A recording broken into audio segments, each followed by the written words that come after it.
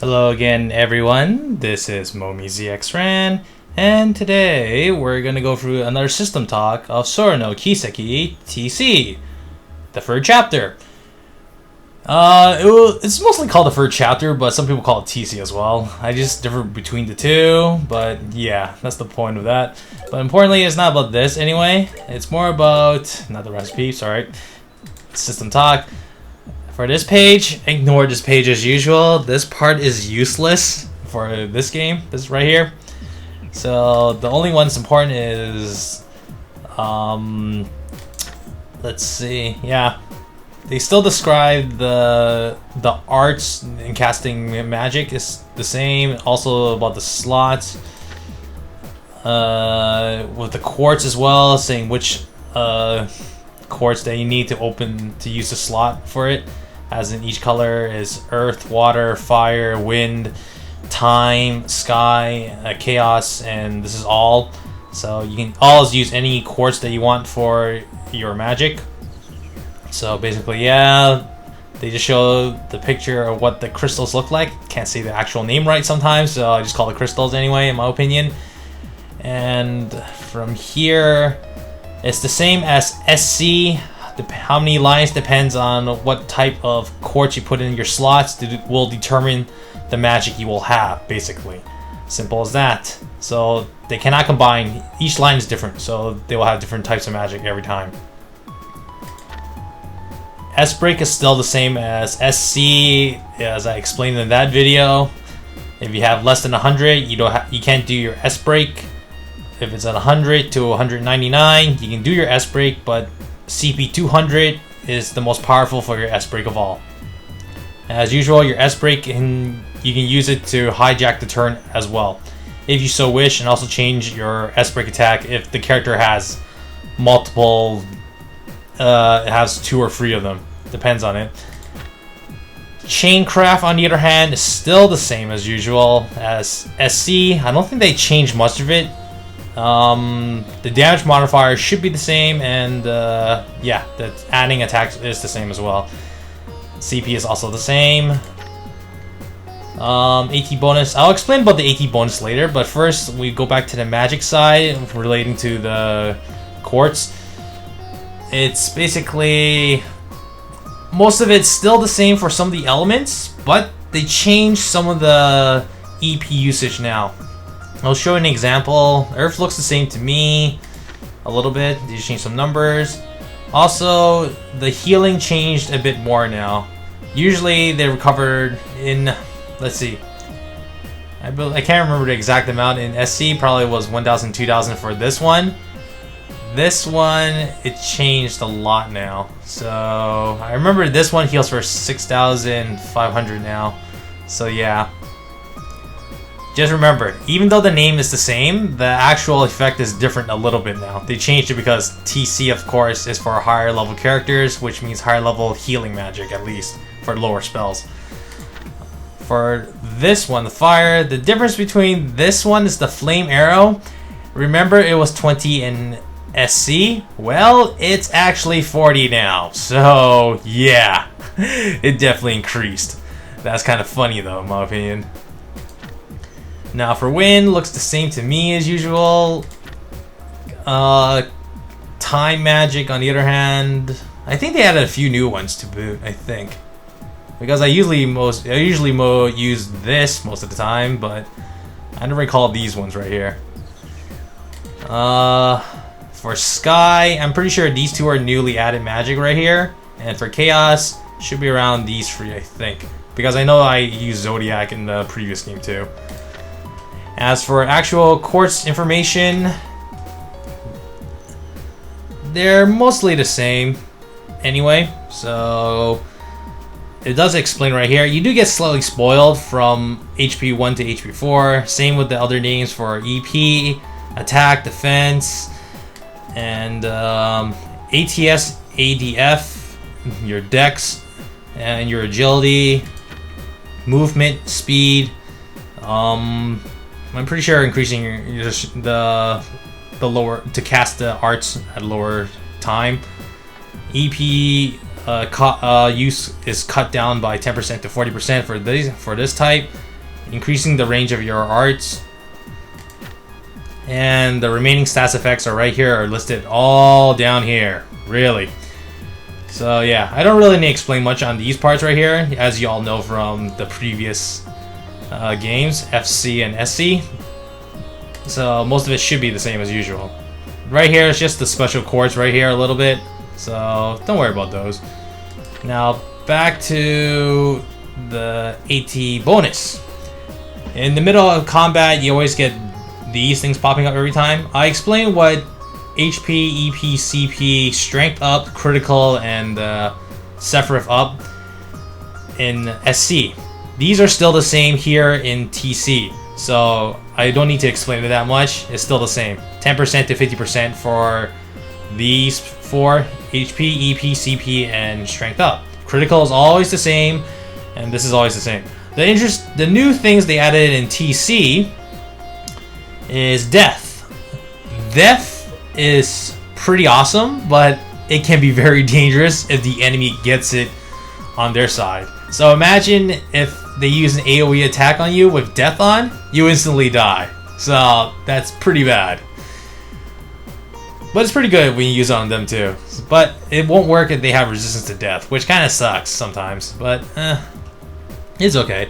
For Guard, on the other hand, this is the same as Earth Wall, if you use it a lot, or Earth Guard. It's great because technically, if the enemy has it on their turn, they can't hit you. That's for sure. So even if they hit you, they do 0 damage. So it's great. Rush is awesome. Say that you like to cast Zodiac or some other art spell that requires a long casting time. If you cast it on your first turn, your second turn will come automatically and unleash the spell right here. Pretty useful. Okay.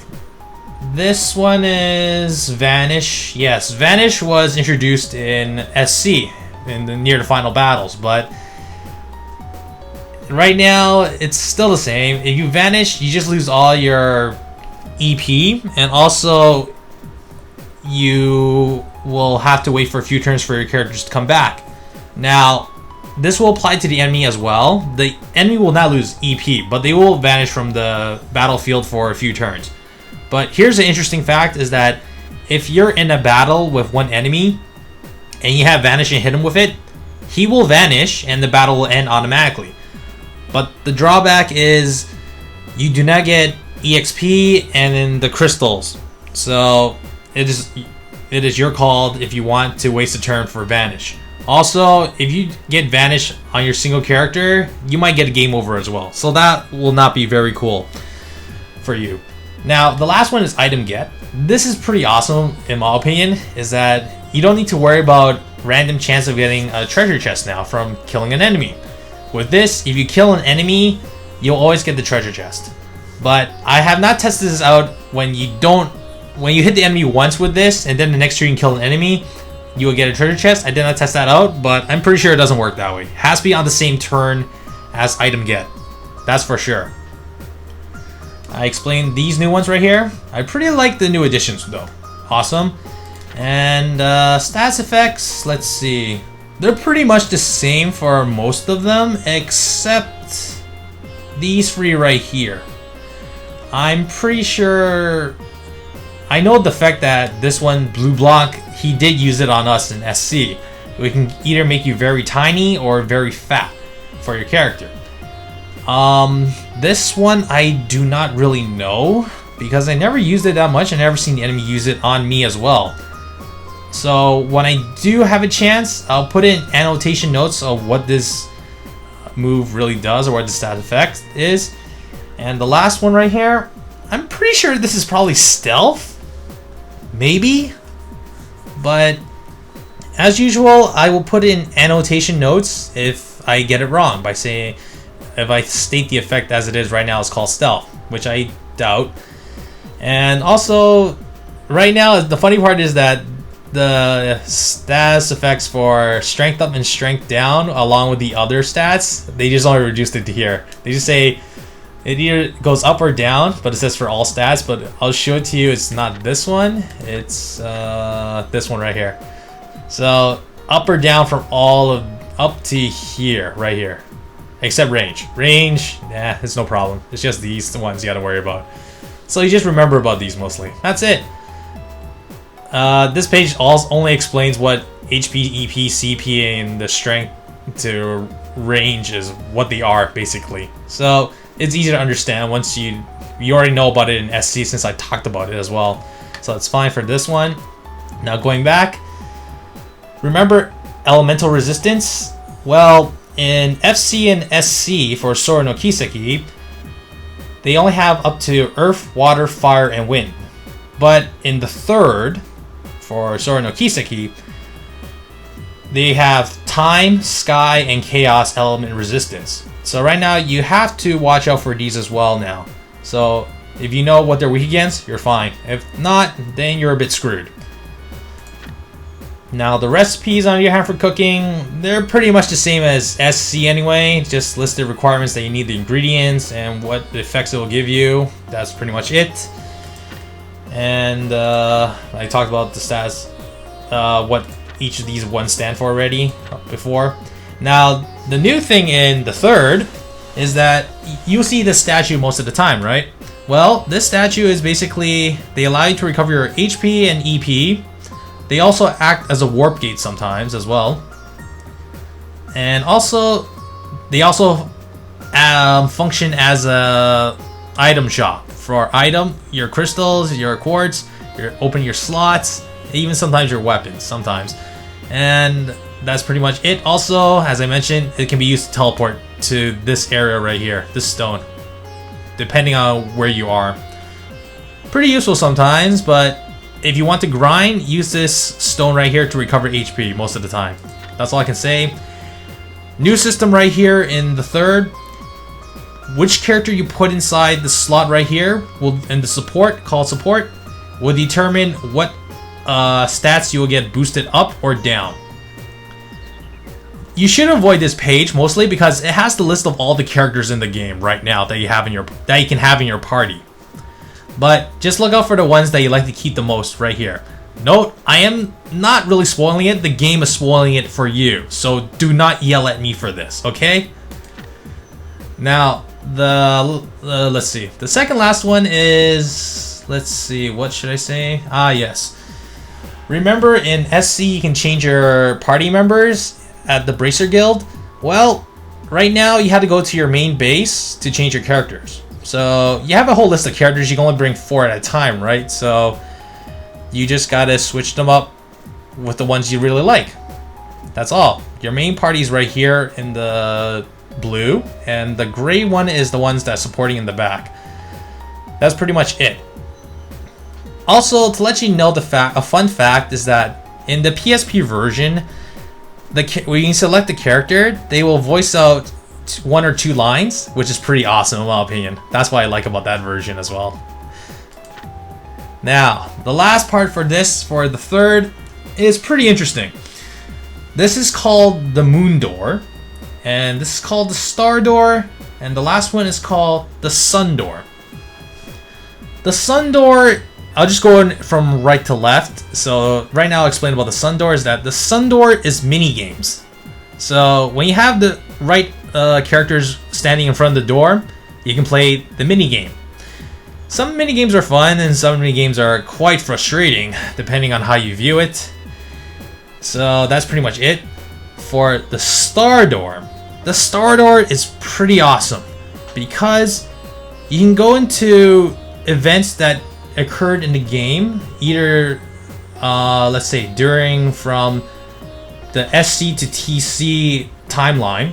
Between that line right there, you can see what the characters are doing in their lives and whatnot. Also, you can see what happens before the whole Sora no Kiseki event started back then as well. This doors, you need the right characters again. So the right characters will open the right doors. The wrong characters, they don't allow you in. But it's good to open these doors to get items and quartz. Now, the Moon Door, on the other hand, this is character based for some characters to get more of their attacks, basically. You just need the right characters again, and also it leads to a lot of character development for some of the characters that if you like them, then yes, you will understand why they're there, and also more of their relationships with the other characters right here. That's mostly it, but I would like to inform you I will not do all of the Moon Door and Star Door. The Sun Door I will not do because I don't think it's worth it to me. Unless you guys want to see it, that's a different story. So please post it in the comments below if you want to see some of the doors. But I will let you know that some of the Moon Doors and Star Doors, I will do some of them and get some of the items that will benefit for me when I record the Let's Play when I actually do it. So this will take a while later on when I record the actual Let's Play, so I hope you guys will bear with me on the system talk right here. So I hope you guys enjoy it. So until the actual Let's Play starts, we'll see each other again next time, guys.